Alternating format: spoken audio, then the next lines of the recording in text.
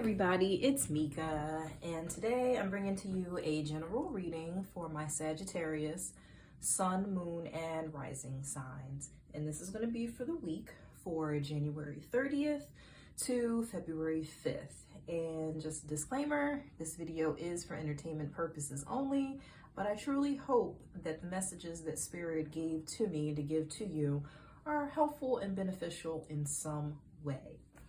So let's get right into this. All right, so the week of January 30th, and I'm going to start doing this more with all of my videos. That is definitely a nice game changer week in terms of astrology, because Venus will be going direct on the 29th, I believe it is, the day before this reading really comes into effect. You'll be feeling it like the days leading up to it. You really will. And definitely the days after it goes stationary direct.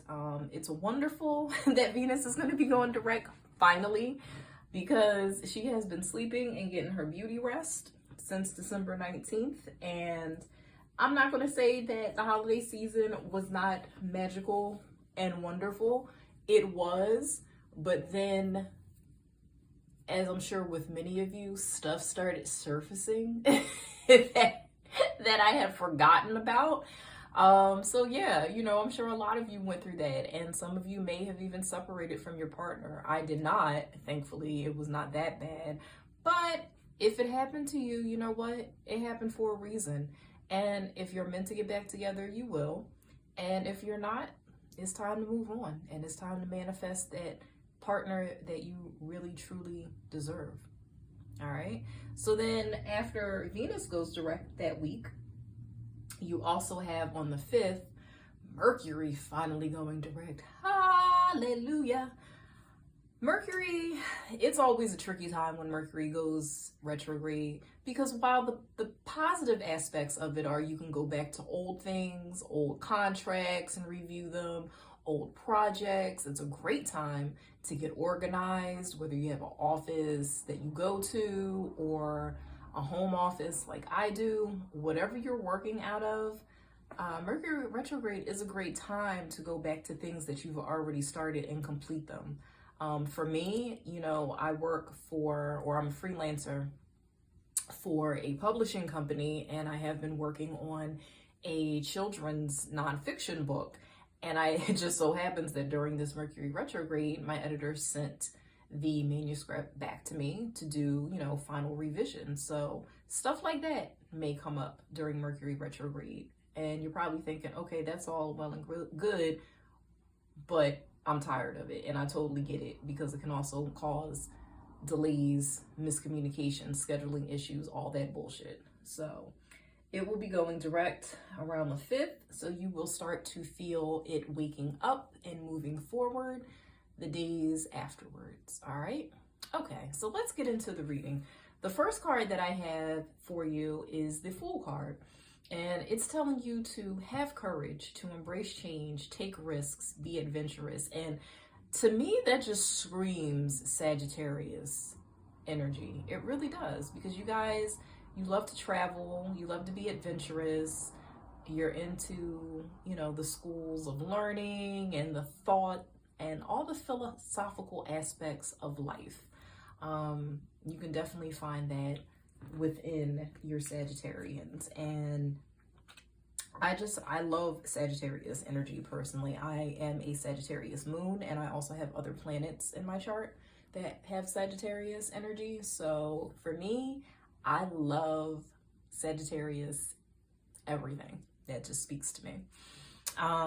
It's unlimited potential that's coming up with this card. The need to set forth again on a new journey might be totally unknown in terms of relationships. You might be taking up new hobbies, sporting activities.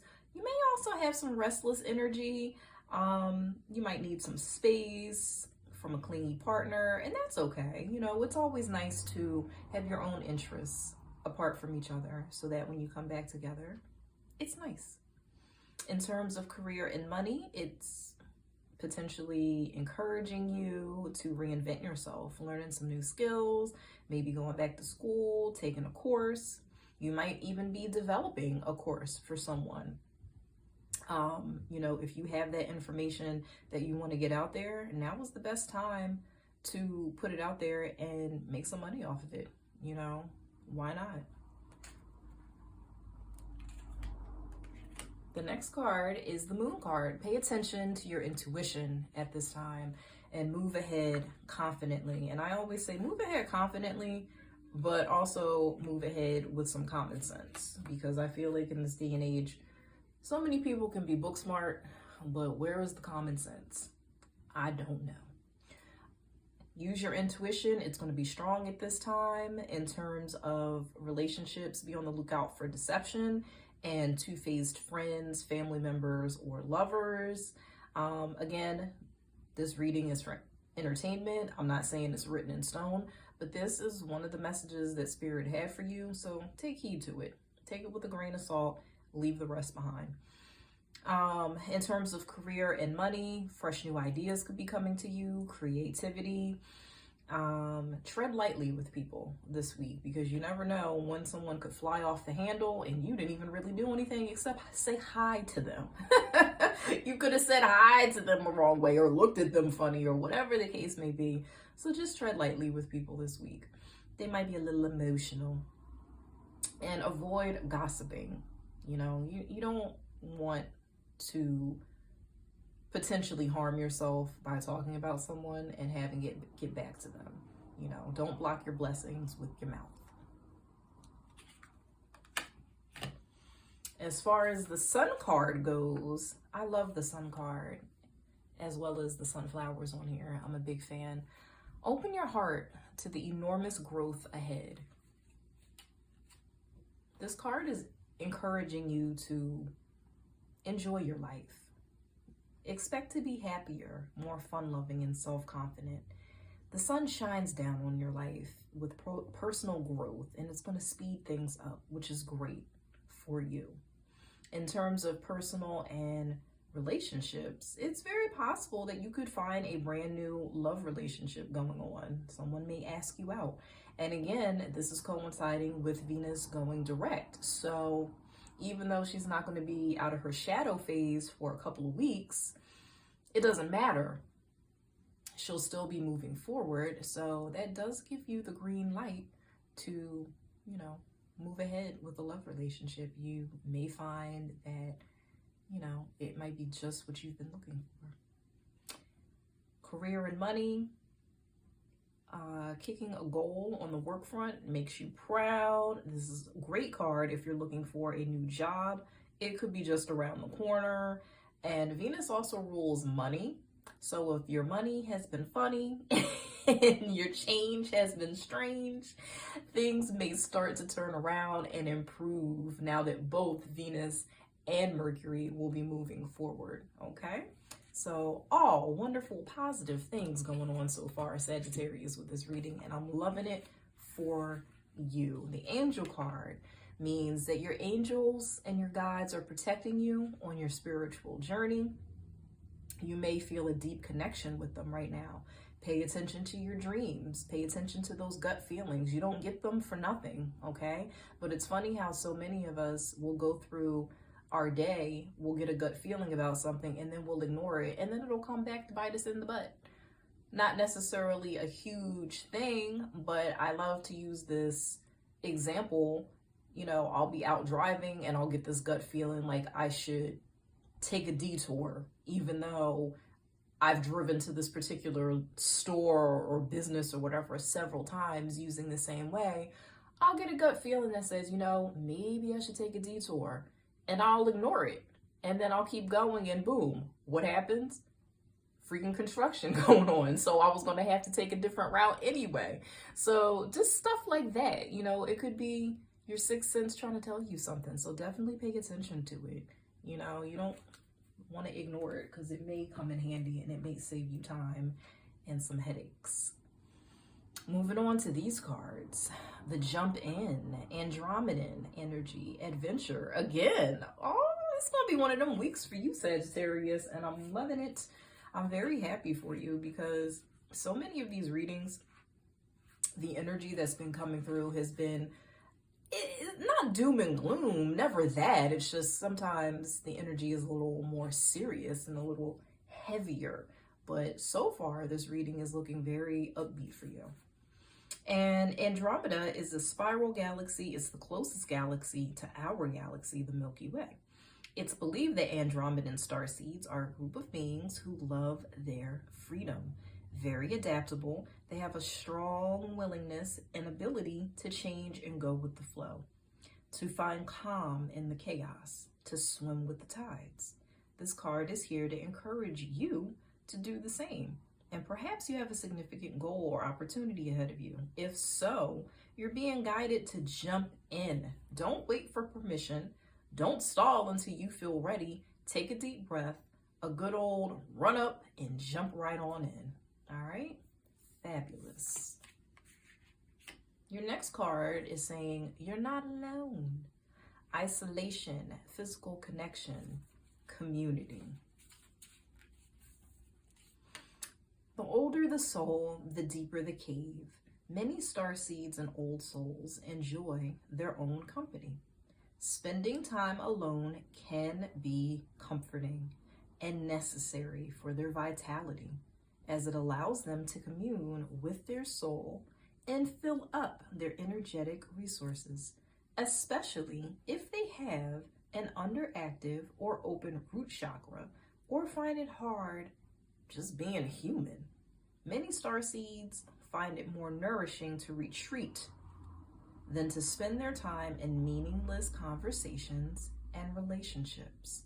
However, we must remember that we're not alone, or we're not here to go about this life alone. Humans are pack animals, and we all need the love, community, and support of others, both emotionally and physically.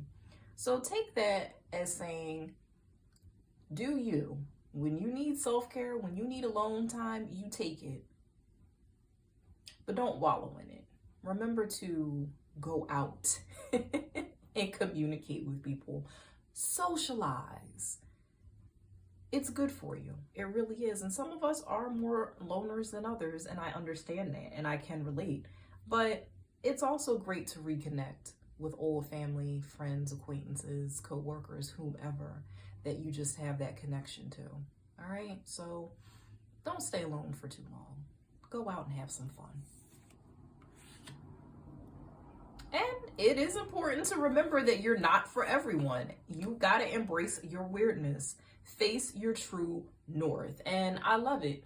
I love the energy that Sagittarians give off. Maybe it's because I was raised by one. My mother was a Sagittarian, and she definitely, she moved by her own drum, and she was a very one-of-a-kind person. And I mean, I think like me as well as her, you either love us or you hate us. I mean, there really was no in between.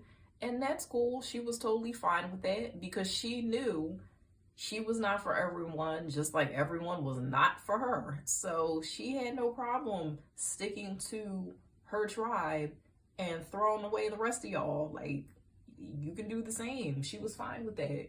She kept it moving. And you got to do the same. The world's filled with people who, no matter what you do, just won't like you. But it's also filled with people who are going to love you tremendously. Those are your people. Those are the ones that you gravitate to.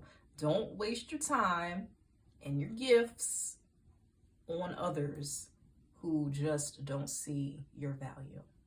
It's draining, and it's just so unnecessary because you're not going to get the result that you want with certain people. You're just not. So don't waste your time with them. Next card, Breath of the Cosmos. My will to thy will, micromanaging the universe. When we rely only on our own will, we're micromanaging the universe and resisting the natural flow of life. We're not trusting the mysterious breath of life. We're rejecting the great cosmic intelligence and relying instead on our personal strength. When we do this, we find ourselves attempting to bend things to our own will. We spend our time forcing, pushing, living from a space of trying to. Everyone around us can feel it, and the universe can feel it too. You're being called to stop micromanaging the universe and trust the breath of life, to surrender to the greater will that our Creator has for you, to move from my will to thy will. And when you surrender to the greater will of life, you begin dancing with the rest of life. You begin breathing the breath of life. All right. So far, this reading is very positive, and it's saying for you to take some risks, go off on an adventure, start something new. Don't stay stuck or stagnant or by yourself. All right. Life is meant to be lived. All right.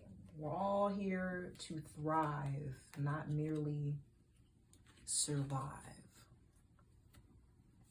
So the next cards that I have for you are cards that I pulled in terms of love and relationships. And it doesn't matter if you're partnered up or if you're single, these cards can still apply to you. Sagittarius, Sun, Moon, or Rising. Okay? So this card says, honesty is essential.